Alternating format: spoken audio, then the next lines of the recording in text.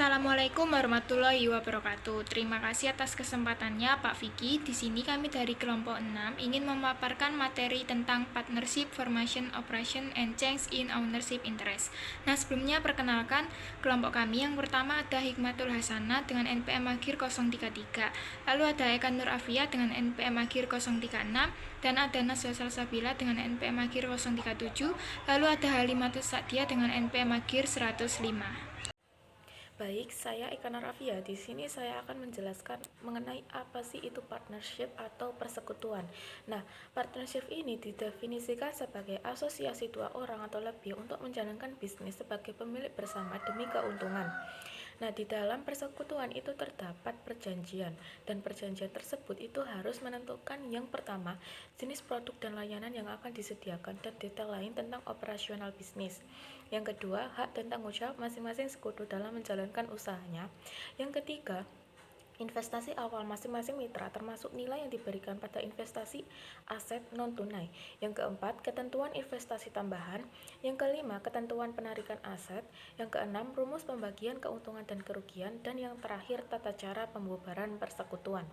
Nah, di dalam persekutuan itu terdapat pelaporan keuangan. Dan laporan keuangan persekutuan ini dirancang untuk memenuhi kebutuhan tiga kelompok. Yang pertama, para partner atau anggota sekutu, kemudian kreditur persekutuan, dan yang terakhir dinas pendapatan internal atau yang biasa disebut kantor pajak. Baik, yang selanjutnya yaitu investasi awal dalam persekutuan. Langsung saja di sini terdapat contoh, yaitu jika perusahaan AS dan B masing-masing menginvestasikan kas sebesar 20.000 dalam persekutuan baru. Nah, mereka mencatat investasi tersebut sebagai berikut, yaitu kas didebit dan modal perusahaan AS dikredit sebesar 20.000 untuk mencatat investasi kas awal perusahaan AS. Dan juga kas didebit dan modal perusahaan B dikredit sebesar 20.000 untuk mencatat investasi kas awal perusahaan B. Selanjutnya terdapat investasi non tunai. Di sini terdapat perusahaan Kol dan Kro. Nah, perusahaan Kol ini menyerahkan modalnya dalam bentuk kas, kemudian tanah dengan harga perolehan 50.000, tetapi fair value-nya sebesar 10.000. Begitu juga dengan bangunan dengan harga perolehan 30.000 dengan nilai wajar atau fair value-nya 40.000. Dan perusahaan Kro menyetorkan persediaan dengan harga perolehan 28.000 sehingga fair value Kol sebesar 50.000 dan Kro sebesar 42.000. Nah, di sini kita harus mencatat atau menjurnalnya. Nah, untuk perusahaan Kol itu tanah didebit sebesar 10.000 dan bangunan didebit sebesar 40.000 dan modal Kol dikredit sebesar 50.000. Ini untuk mencatat investasi awal Kol berupa tanah dan bangunan pada nilai wajar atau fair value. Selanjutnya untuk perusahaan Kro yaitu kas didebit sebesar 7.000 dan inventaris didebit sebesar 35.000 serta modal Kro dikredit sebesar 42.000. Ini untuk mencatat investasi awal Kol berupa uang tunai dan barang inventaris pada nilai wajar atau fair value. Nah, jika di slide sebelumnya kita sudah membahas mengenai investasi non tunai, sekarang kita akan membahas mengenai bonus atau goodwill atas investasi awal. Di sini kita tetap menggunakan perusahaan Kol dan Kro sebagai contoh. Perjanjian persekutuan itu menetapkan hak kepemilikan modal yang sama sehingga harus menyesuaikan saldo akun modal Kol dan Kro agar sesuai dengan ketentuan perjanjian. Nah, salah satu dari dua pendekatan yang dapat digunakan untuk menyesuaikan akun modal, yaitu di sini ada pendekatan bonus. Nah, sesuai dengan slide yang sebelumnya bahwa total dari perusahaan Kol itu 50.000 dan Kro sebesar 42.000. Nah, itu kita jumlahkan jadi sebesar 92.000. 92.000 ini kita bagi menjadi dua, yaitu menjadi 46.000 jika aset yang tidak dapat diinvestasi tidak dicatat. Akibatnya modal Kol akan berkurang sebesar 4.000 dan modal Kro akan bertambah sebesar 4.000. Hal ini dicatat sebagai berikut, yaitu modal call di debit dan modal CRO di kredit sebesar 4.000. Untuk menetapkan kepentingan modal yang sama sebesar 46.000 dengan mencatat bonus 4.000 dari call ke CRO. Nah, ketika pendekatan goodwill digunakan, aset tak teridentifikasi yang disumbangkan oleh CRO diukur berdasarkan investasi call sebesar 50.000 dengan presentasi kepemilikan 50%. Ketika investasi call ini menyeratkan total modal persekutuan sebesar 100.000, yaitu didapat dari 50% ditambah 50% ditambah 50.000, dan goodwill sebesar 8.000 itu didapat dari 100.000 total modal dikurangi 92.000 untuk aset yang teridentifikasi. Nah, untuk jurnalnya yaitu goodwill sebesar 8.000 di debit dan modal CRO sebesar 8.000 di kredit, untuk menetapkan kepentingan modal yang sama sebesar 50.000 dengan mengakui goodwill sebesar 8.000. Nah, selanjutnya yaitu penarikan atau prive. Sekutu aktif itu biasanya menarik sejumlah uang secara berkala setiap minggu atau bulan untuk mengantisipasi bagian mereka dari keuntungan persekutuan. Nah, penarikan tersebut itu disebut prive, tunjangan penarikan, atau terkadang tunjangan gaji, dan biasanya dicatat dalam akun penarikan para sekutu. Misalnya, jika perusahaan Tow dan Lee menarik 1.000 dari persekutuan setiap bulan, mereka akan mencatat penarikan bulanan sebagai berikut, yaitu private Tow di debit dan kas di kredit sebesar 1.000 untuk mencatat penarikan perusahaan Tow pada bulan Januari. Nah, jika Tow menarik 1.000 setiap bulan selama setahun, maka saldo rekening penarikannya pada akhir tahun adalah 12.000 dan rekening penarikannya ditutup dengan entry berikut, yaitu modal Tow di debit dan prive Tow di kredit sebesar 12.000. Ini untuk menutup akun prive Tow.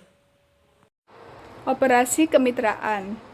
Sebagai contoh, asumsikan Red and Yen adalah mitra yang berbagi keuntungan dengan rasio 60/40.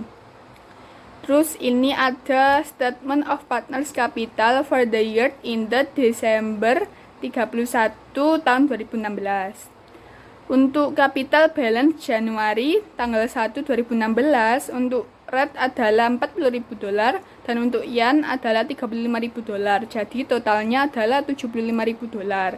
Terus ada additional investment untuk Red $5.000, itu menambah yang 75.000 tadi. Terus ada pengurangan dari withdrawals Yen $3.000 dan drawings Yen $9.000. Dan Red $6.000. Jadi $75.000 ditambah $5.000 dikurangi $3.000 dikurangi $15.000 hasilnya $62.000. $62.000 itu untuk Yen $23.000 dan untuk Rat $39.000. Terus ditambah net income-nya itu totalnya $34.500. Kan tadi rasionya 60/40 ya. Jadi 60% untuk Rat yaitu sebesar $20.700 dan untuk Yen itu 40%-nya jadi $13.800. Jadi capital balance Desember tanggal 31 2016 untuk Rat adalah $59.700, untuk Yen $36.800. Jadi totalnya $96.500. Profit and loss sharing agreements, bonus dan tunjangan gaji. Asumsikan bahwa perjanjian kemitraan N, GER, and CAT menetapkan bahwa N menerima bonus sebesar 10% dari laba bersih kemitraan untuk mengelola bisnis. Bahwa N and GER menerima tunjangan gaji masing-masing sebesar $10.000 dan $8.000 untuk layanan yang diberikan. Dan bahwa sisa pendapatan kemitraan dibagi rata di antara ketiga mitra. Jadi untuk net income tahun ini adalah $60.000. Yang pertama kita alokasikan untuk bonus N sebesar 10%, yaitu $6.000. Jadi Remainder to divide itu 60.000 dikurangi 6.000 tadi hasilnya $54.000. Terus yang $54.000 itu dialokasikan untuk salary allowance to earn and GER. Untuk earn $10.000, untuk GER $8.000. Jadi remainder to divide itu $54.000 dikurangi $18.000 jadi $36.000. Divided equality yang $36.000 itu dibagi 3 untuk earn, GER, CUT masing-masing $12.000. Jadi untuk earn sendiri net income allocation-nya 6.000, bonus yang 10% tadi ditambah 10.000 itu gaji, dan 12.000 itu divided equally. Jadi hasilnya $28.000 untuk earn. Sedangkan untuk GER itu dia mendapatkan gaji sebesar $8.000 dan penghasilan yang dialokasikan tadi $12.000. Totalnya $20.000 untuk GER. Dan untuk CAT sendiri dia hanya mendapatkan pendapatan yang dibagi rata tadi sebesar $12.000. Jadi 12.000, totalnya 12.000. Jadi untuk ketiga mitra tersebut kalau di total hasilnya pas $60.000. $59.000. Terus mari kita perluas contoh S dan SOI dengan mengasumsikan bahwa laba bersih kemitraan dialokasikan berdasarkan saldo modal dan bahwa laba bersih untuk tahun 2016 adalah $100.000. Alokasi laba kemitraan kepada S and SOI berdasarkan masing-masing dari 3 basis modal adalah sebagai berikut. Untuk yang berdasarkan beginning capital balance-nya untuk S kan labanya $100.000 dikali S kan beginning capitalnya $20.000 per total dari kedua perusahaan tersebut $40.000. Jadi bagian laba untuk S $50.000. Begitupun dengan SOI. Laba bersihnya $100.000 dikali beginning capital investment-nya SOI $20.000 per $40.000 dari total itu kedua perusahaan tersebut. Jadi untuk SOI juga $50.000. Jadi total income-nya sama $100.000. Untuk ending capital balance untuk S kan tadi labanya $100.000 dikali kepemilikan S $25.000 per total dari ending capital investment kedua perusahaan yaitu 44. Jadi untuk S alokasinya adalah $56.818,18.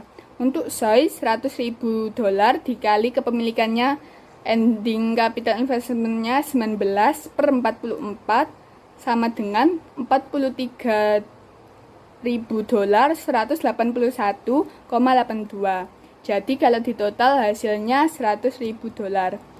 Untuk yang berdasarkan weighted average capital balance untuk S yang tadi laba bersihnya $100.000 dikali $22.500 per $39.000. Jadi untuk S alokasinya adalah $57.692,31. Sedangkan untuk SOI $100.000 dikali weighted average capital investment-nya SOI yaitu $16.500 per $39.000. Jadi hasilnya $42.000 $307,69. Kalau di total hasilnya $100.000 sebanyak laba bersih yang didapatkan di tahun 2016. Selanjutnya ada perubahan dalam kepentingan kerjasama. Ada pemisahan berdasarkan pasal 601 Undang-Undang Perseroan Terbatas UPE. Seorang mitra berhak untuk mengundurkan diri dari perseroan kapan saja. Pengunduran diri adalah perubahan hubungan yang terjadi akibat seorang mitra menghentikan keterlibatannya dalam pengelolaan usaha. Berdasarkan UPE, pengunduran diri mitra selalu mengakibatkan salah satu dari dua hal. Yang pertama ada pembelian kembali kepentingan mitra yang mengundurkan diri. Yang kedua ada pembubaran dan likuidasi usaha. Yang kita bahas di bab ini adalah pembelian kembali kepentingan mitra yang mengundurkan diri. Ada penyerahan hak kepada pihak ketiga. Kemitraan tidak bubar apabila seorang mitra menyerahkan haknya dalam kemitraan kepada pihak ketiga. Karena penyerahan tersebut tidak secara otomatis mengubah hubungan antar mitra. Penyerahan tersebut hanya memberikan hak kepada penerima penyerahan untuk menerima bagian mitra yang menyerahkan dalam keuntungan kemitraan di masa depan dan dalam aset kemitraan apabila terjadi likuidasi. Yang kedua ada penerimaan mitra baru. Mitra baru dapat diterima dengan persetujuan semua mitra yang masih aktif dalam usaha. Dalam ketiadaan perjanjian pembagian keuntungan baru, semua keuntungan dan kerugian dalam kemitraan baru dibagi secara rata berdasarkan UPE. Seseorang dapat menjadi mitra dalam kemitraan yang sudah ada dengan persetujuan semua mitra yang masih aktif dengan membeli bagian dari satu atau lebih mitra yang sudah ada, atau dengan menanamkan modal atau sumber daya lain ke dalam kemitraan. Baik, saya Hikmatul Hasanah dengan MPM 033. Di sini saya akan membahas tentang pembelian kepentingan dari mitra yang sudah ada. Jadi dengan persetujuan semua mitra yang masih aktif, mitra baru dapat diterima ke dalam persekutuan dengan membeli kepentingan secara langsung dari mitra yang sudah ada.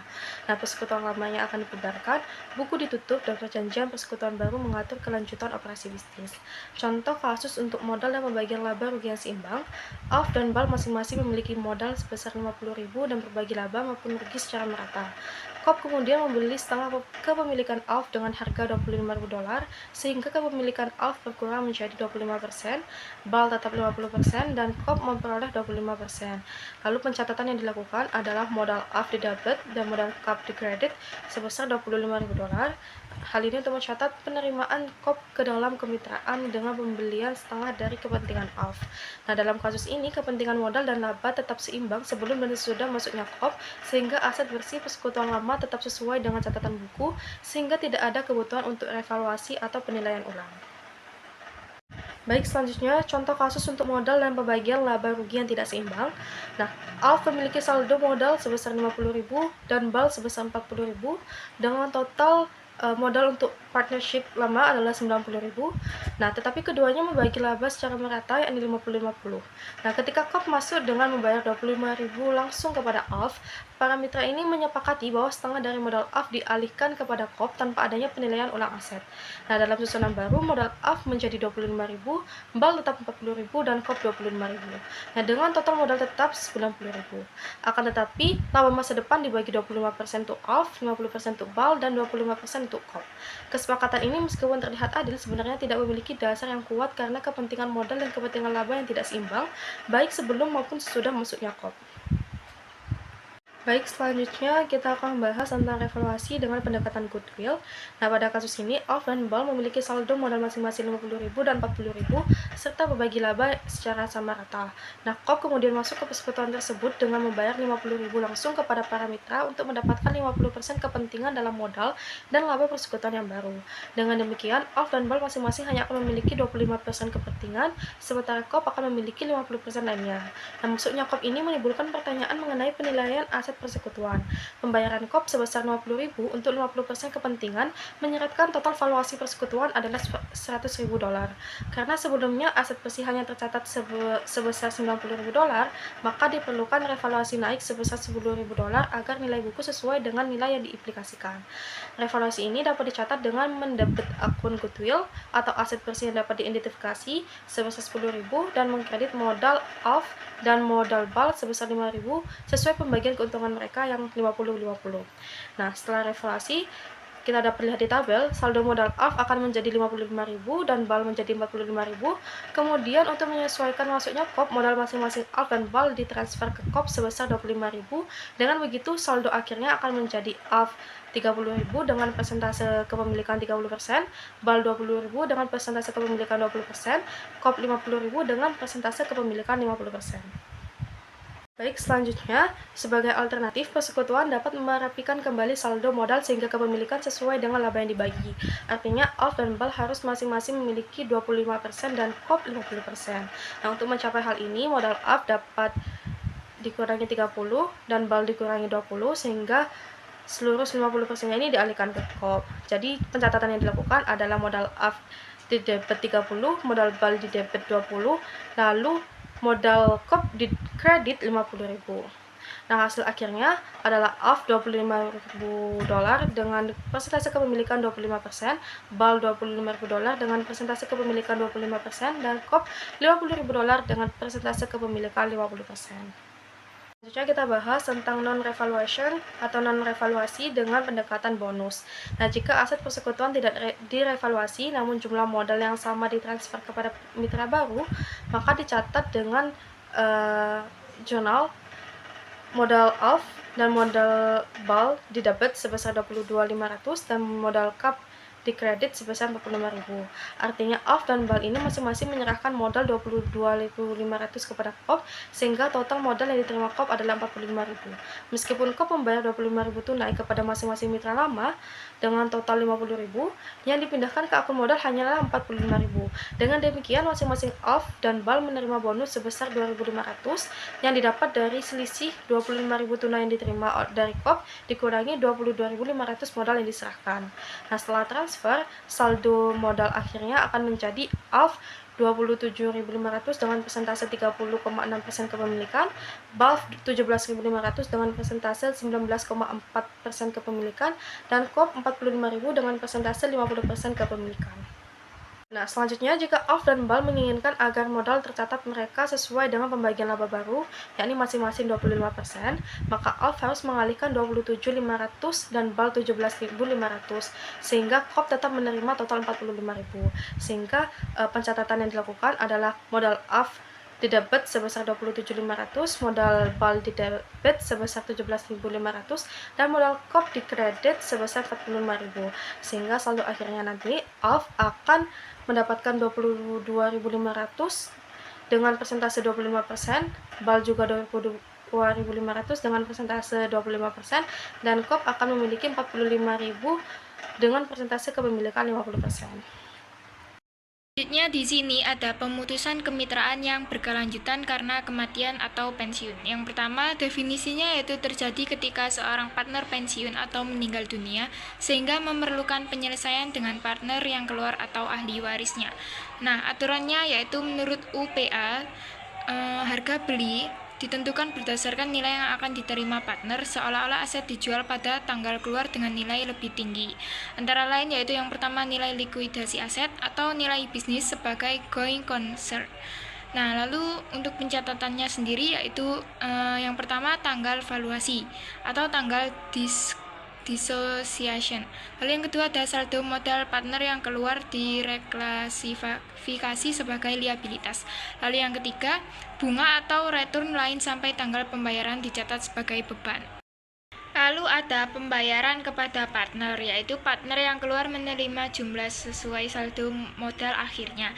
Jika pembayaran lebih besar atau kecil dari saldo modal bisa dicatat sebagai bonus, goodwill, atau revaluasi total modal. Lalu ada contoh kasusnya yaitu seperti partner An, Mick, dan Jus berbagi laba atau rugi 40%, 20%, dan 40%. Saat Jus pensiun, disepakati Jus menerima $92 lebih tinggi yaitu $12 dari saldo modalnya. Nah, jadi pencatatannya bisa melalui bonus, goodwill, atau revaluasi modal sesuai metode yang dipilih. Selanjutnya ada limited partnership. Limited partnership dibentuk untuk membatasi tanggung jawab sebagian partner, terdiri dari general partner dan limited partner. Nah, yang pertama, general partner ini mengelola usaha dan bertanggung jawab penuh atas kewajiban. Lalu yang kedua, limited partner ini berfungsi sebagai penyandang dana atau investor. Risikonya hanya sebesar modal yang disetor. Lalu yang pertama di sini ada limited partner tidak boleh ikut mengelola usaha. Jika ikut campur dalam manajemen, statusnya otomatis berubah menjadi general partner. Lalu yang kedua, pembentukan limited partnership lebih rumit daripada general partnership karena harus ada perjanjian tertulis ditandatangani para partner dan didaftarkan secara resmi. Lalu yang terakhir, jika aturan pembentukannya tidak dipenuhi, maka secara hukum bisa dianggap sebagai general partnership biasa. Terima kasih atas perhatiannya dan mohon maaf apabila ada kekurangan atau ketidaktepatan penyampaian materi dari kelompok kami. Terima kasih. Wassalamualaikum warahmatullahi wabarakatuh.